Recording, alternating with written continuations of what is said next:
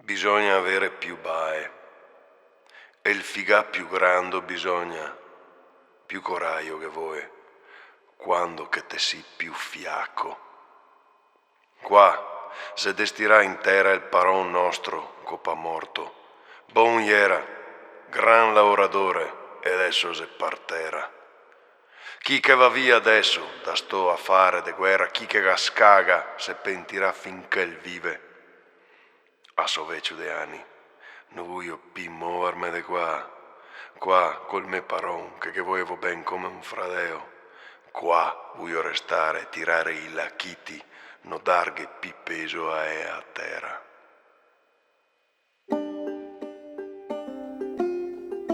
Una volta qui era tutta palude. Pantegane dai denti a sciabola tendevano agguati feroci alle nutrie dorate che morivano gocciolando sangue sulle ninfee. Poi sono arrivati i Neanderthal che schiacciavano i crani delle pantegane con grosse pietre e il rosa del cervello stemperava l'acqua ferma e putrida.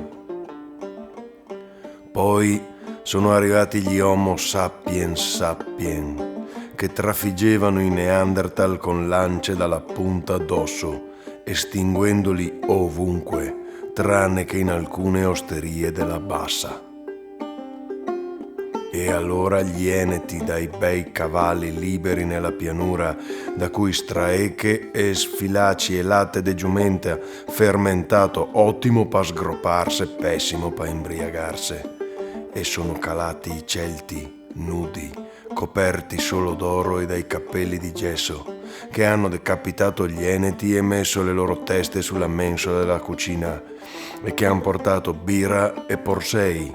E poi sono saliti i Romani, che hanno impalato i Celti e li hanno crocefissi e hanno messo su anche robette come strade, acquedotti, teatri, ma soprattutto ci hanno portato il vin.